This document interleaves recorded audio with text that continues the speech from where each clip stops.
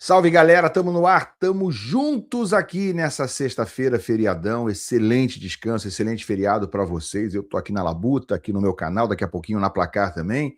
Mas sejam todos muito bem-vindos aqui à nossa resenha no canal Ilan FC, para a gente falar sobre Fluminense, que já joga amanhã contra o Coritiba, fora de casa, no Couto Pereira, hein, gente? E para time que quer ser campeão, para time que tá ali na cola da liderança, né? Como está o Fluminense. O Palmeiras ganhou ontem, mas o Fluminense está logo atrás, com 3 pontinhos só de diferença, é vice-líder do campeonato.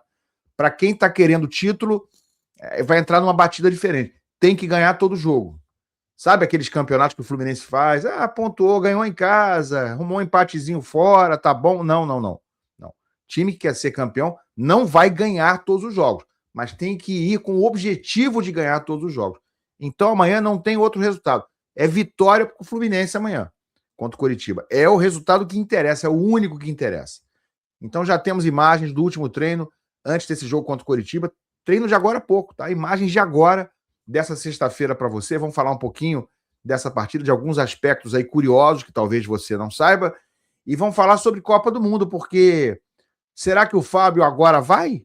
Agora que o Alisson se machucou novamente, o goleiro titular da seleção, não bastasse tudo que está acontecendo, o Alisson, que não jogou os últimos 2 jogos da seleção, machucou de novo. Tem um lugarzinho para o Fábio? Será que tem? Vem comigo.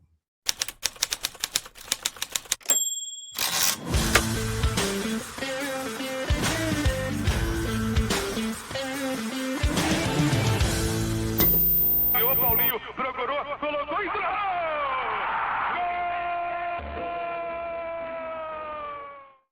É tapete grená para você, meu amigo, minha amiga, meus amigos aqui nessa sexta-feira santa. Um abraço a todos, muito obrigado, excelente feriado. Se inscreve no canal se você puder, não custa nada, clica aí embaixo no botão da inscrição, assim como no like, esse dedão aqui, ó, no seu celular, na sua Smart TV, no seu tablet, tem esse botão, não tá aí de enfeite, é para você usar, para você clicar tanto no like quanto no hype. Tem um hype aí do lado também. Tudo isso me ajuda muito, tá, gente? E é de graça, não custa nada. Tá? Fluminense amanhã procura vitória contra o Coritiba, lá em Curitiba, e tem algumas coisinhas para ficar atento, tá? Primeira coisa é a seguinte, tá com muito jogador pendurado, tá? Você não tá sabendo? Pois é, ó, tá aqui a notícia dentro do Netflu. Fluminense segue com longa lista de pendurados para duelo com Coritiba. Vocês sabem que o Canóbio deve voltar ao time. Você está vendo ele aí, né? Ele voltou da seleção uruguaia, mas não deu tempo de jogar contra o Corinthians, chegou na própria quarta-feira à noite, mas tá doido para entrar em campo. Já queria jogar com o Corinthians, aqui não deu tempo mesmo. O cara é fominha de bola. O Serna entrou bem, né? Foi um dos melhores do Fluminense no jogo, mas o Canóbio vai estar em campo, até porque Lúcio Acosta, que estava pendurado, está suspenso. Então, com o Lúcio Acosta fora, Canóbio joga, e eu acho que vai acabar jogando Canóbio e Serna. Tá? O Serna vai continuar no time, imagino eu, e o Savarino talvez recuando um pouquinho para ocupar aquele espaço mais destinado normalmente ao Lúcio Acosta. A outra opção que você pode imaginar talvez fosse ele colocar no time o Ganso ou o Alisson completando o meio campo, e aí o Serna voltaria para a reserva. Eu não faria isso de jeito nenhum. Acho que o Serna não tem que sair do time depois do jogo que fez quarta-feira no Maracanã, não, tá? Mas a gente já sabe, ó, Lúcio Acosta não vai estar disponível porque levou o terceiro amarelo, tem uma foto aí do Martinelli. E a gente vai ver aqui, ó, a lista de pendurados. O atacante Canóbio, os zagueiros titulares Freitas e Gemes, e o lateral esquerdo Guilherme Arana e os volantes Nonato e Martinelli estão com 2 amarelos. Então, gente, Canóbio, Freitas, Gemes, Arana, que é reserva, Nonato, que é reserva e não tem jogado, né? Estava voltando de lesão, e Martinelli estão com 2 amarelos. Então, a chance de algum desses jogadores ficar de fora do clássico contra o Flamengo. O jogo seguinte, depois da partida contra o Coritiba, o Fluminense joga pela Libertadores semana que vem, mas no Brasileiro é contra o Flamengo. Então, quem levar o terceiro amarelo, eventualmente nesse jogo de amanhã, fica fora do clássico. Sim, já tem Fla-Flu semana que vem. Daqui 8 dias tem Fla-Flu. Incrivelmente, mais um. O Fluminense é mandante, inclusive. É Flu-Fla. Então, gente, em relação a essa questão, claro, tem que ficar atento. Não pode o Martinelli levar amarelo junto com o Gemes. Enfim, para o Fluminense não chegar todo estraçalhado no Fla-Flu, muito enfraquecido. Até o Freitas está com 2º amarelo, Muita gente vai torcer para ele levar o terceiro. Eu acho até que o Freitas tem que ser justo. Foi bem no Fluminense e Atlético Mineiro e foi bem novamente agora nessa vitória sobre o Corinthians. Ele vacilou um pouquinho no fim do jogo, mas estava todo mundo meio cansado, ele andou dando umas paçocadas no fim do jogo. Mas ele, no restante, 95% da partida, jogou bem o Freitas. Mas é um dos que está pendurados também. Não veremos Lúcio Acosta, que levou um terceiro amarelo absolutamente injusto, completamente injusto, naquele lance que ele foi agredido pelo Alan. Foi agredido pelo Alan, não revidou, só botou a mão assim para afastar o Alan, e aí levou o terceiro amarelo. O Alan acabou sendo expulso por ter mostrado ali os genitais, né? Não foi por causa das agressões. Um absurdo completo o lance. Então, Lúcio Acosta suspenso por ser agredido pelo Alan. Eu nunca tinha visto o cara levar um amarelo por ser agredido. Mentira, já vi isso, mas é sempre um absurdo, né? É sempre inacreditável. O cara é vítima, mas é punido igualzinho ao agressor. Não faz sentido nenhum. Então, sem Lúcio Acosta, o Fluminense vai jogar contra o Coritiba. Acho que é um time ainda competitivo, né? Se ele mantiver Savarino, botar Serna e Canóbio na frente. Mas a gente sabe que o Fluminense hoje perde bastante sem o Lúcio Acosta no meio. Eu espero que ele não comece com o Ganso esse jogo. Né? Porque o Ganso baixa muito a intensidade, baixa muito a aceleração, a velocidade desse time.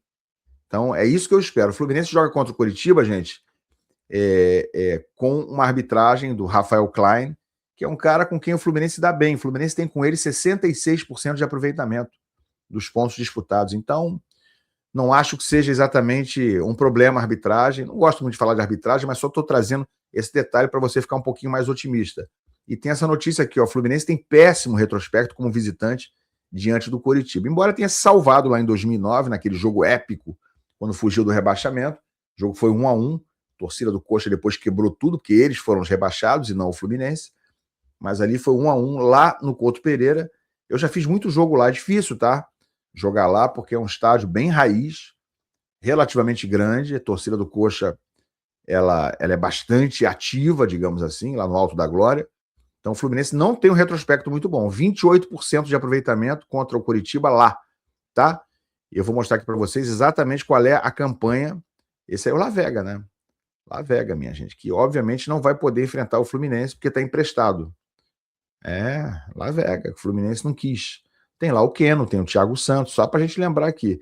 De acordo com o portal Estatísticas, o Flu tem 5 vitórias, 7 empates e 14 derrotas. 5 vitórias, 7 empates, 14 derrotas como visitante diante da equipe paranaense. 30 gols marcados e 42 sofridos. Ao todo, o aproveitamento do tricolor é de apenas 28,2% contra o Coritiba lá. Então, não vai ser brincadeira. Não vai ser brincadeira num jogo que o Fluminense tem que ganhar.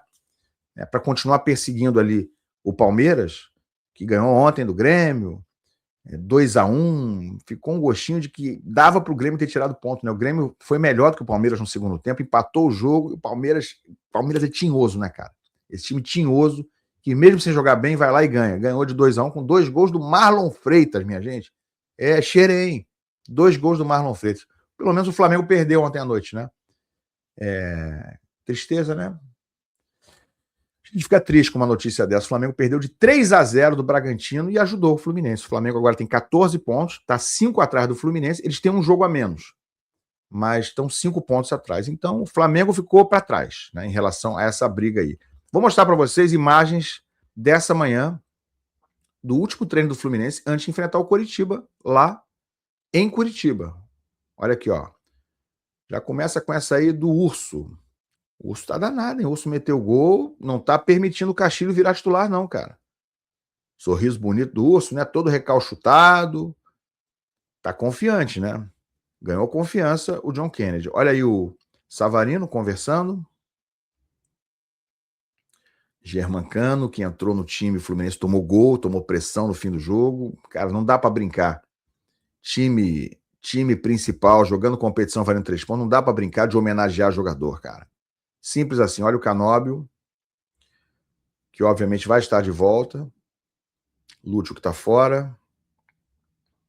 Penteado bonito do Arana ali, né? Martinelli. Você viu Gêmeos, Otávio. Vamos em frente. Imagens dessa manhã, tá? Esse é o Alisson, né? Último treino do Fluminense antes de pegar o Coritiba, tá, gente? Júlio Fidelis ali no canto, tá aí o Canóbio, tá cheio de apetite para voltar, não quer dar brecha, não. Ninguém quer dar brecha, né, cara, nesse time. A briga pelas posições tá absurda. Samuel, Ganso aí.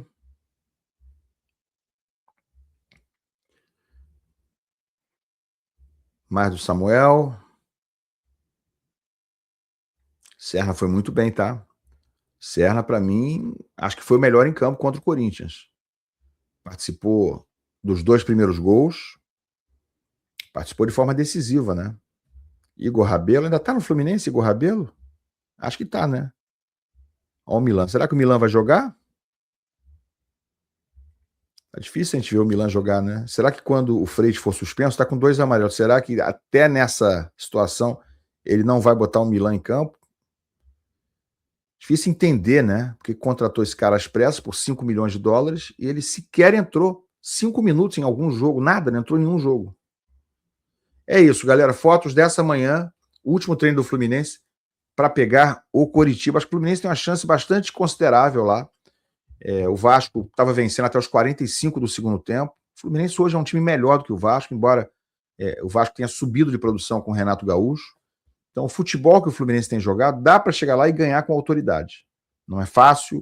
O Coritiba está fazendo um bom início de Campeonato Brasileiro, até surpreendente. Não vai brigar, aparentemente, para não cair. Eu acho que vai brigar ali por meio de tabela. Mas o Fluminense, como candidato, como postulante ao título, tem que chegar lá e ganhar o jogo. E tem futebol, tem time para isso. Tem que chegar e se impor.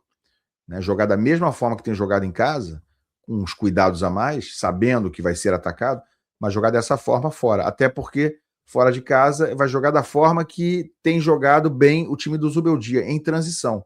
Vai ser atacado, pode baixar um pouquinho as linhas, atrair o adversário, ou até marcar a saída de bola deles, mas fazer aquela coisa de atrair o time que vai ter que atacar, porque o time da casa vai ter que atacar, e aí o Fluminense sai em transição, e aí tem sido bem sucedido, pelo menos foi contra o Corinthians, principalmente se tiver o Serna em campo, que joga muito vertical, gosta muito dessa jogada em transição, com o John Kennedy ajudando, como ajudou também nessa puxada de contra-ataque, e o Castilho, gente, acho que pelo visto vai ter que esperar um pouquinho mais para ter oportunidade como titular. Só teve uma até agora contra o Atlético Mineiro, correspondeu de novo quando entrou agora contra o Corinthians, mas tem a impressão que quem vai começar o jogo novamente vai ser o John Kennedy, tá? Por questão de característica do jogo.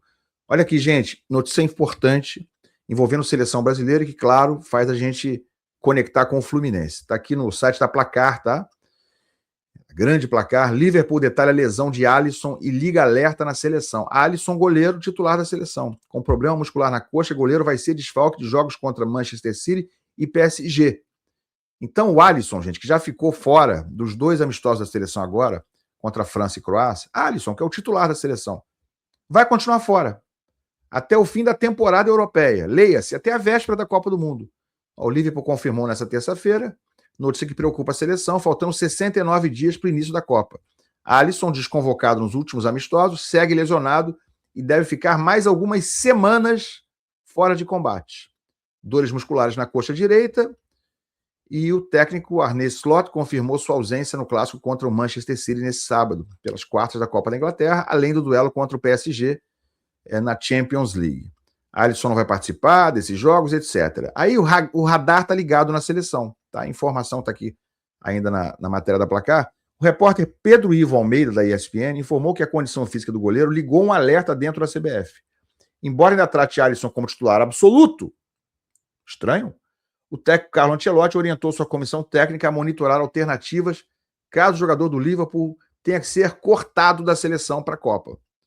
Hugo Souza, do Corinthians, convocado para a vaga de Alisson na última data FIFA, e John, campeão da Libertadores com o Botafogo e agora no Nottingham Forest, são os favoritos a ocupar uma possível vaga com Ederson, do Fenerbahçe, e Bento, do Al Nassr, à frente da disputa pelas 3 vagas. Convocação final dia 18 de maio. Então, se ele não tiver o Alisson, segundo a informação do repórter da ESPN, além do Ederson e do Bento, que já estavam agora na seleção, a terceira vaga vai ser ou do Hugo Souza, que também agora foi para essa última convocação, mas não entrou em campo, ou do Hugo Souza, ou do John, que é do Nottingham Forest, ex-goleiro do Botafogo. E aí, galera, eu fico aqui encucado, encafifado, todo mundo, né? Enquanto isso, enquanto os caras quebram a cabeça, enquanto Ederson joga contra a França e falha, enquanto Bento joga contra a Croácia e falha, enquanto os 3 goleiros da seleção brasileira dessa última convocação, se juntar os 3 não dá um, quem é que confia também no Hugo Souza, além do Alisson e do Bento? Algum realmente é goleiro de Copa do Mundo para ser titular da seleção brasileira? Eu pergunto. Alguém confia nesses caras? De fato? Eles estão fazendo algo para que o Ancelotti confie dessa forma neles, que justifique isso? Em Tafarel?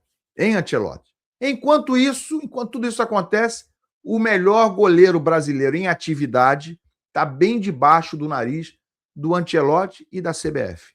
Joga na mesma cidade em que está sediada a Confederação Brasileira de Futebol. Fábio joga no Rio de Janeiro, é seguramente o goleiro mais confiável do Brasil jogando aqui ou no exterior, e simplesmente não é convocado, gente. Vamos falar a verdade, que tem que ser dita aqui na frente de todo mundo. O Fábio não é convocado por etarismo, porque tem 45 anos. Ou seja, o Fábio é discriminado, ele é simplesmente ignorado, sacaneado, se quiser usar a palavra mais correta, por causa da idade dele. Não porque ele não é o melhor, ele é o melhor. E eu diria bem melhor do que esses aí. Seguramente melhor. Mas não vai para a Copa do Mundo. Por quê? Porque o Tafarel não quer. O Tafarel cismou com o Fábio, dizem, tá?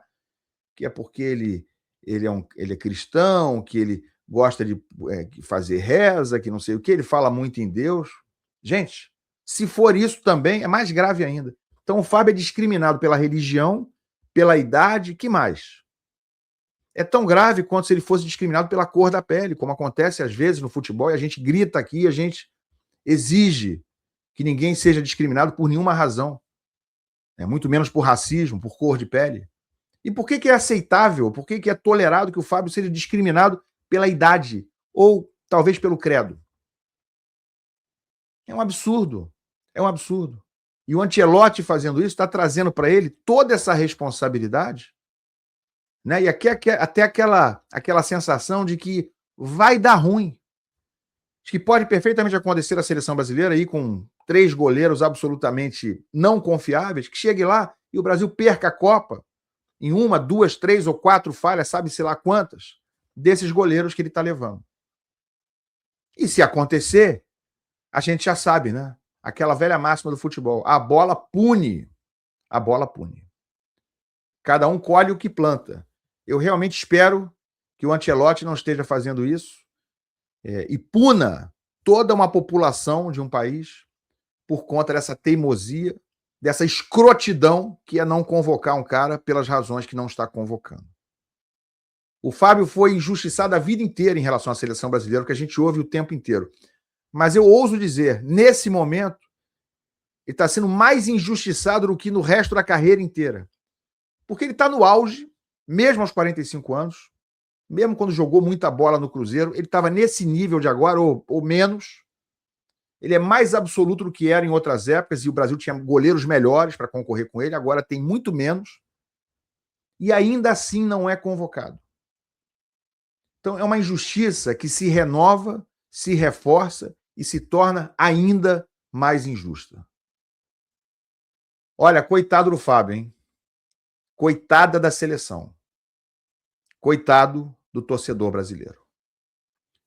Opina aqui embaixo. Se inscreve no canal. Quero ouvir você. Deixa o hype, deixa o like. E a gente se vê. Valeu.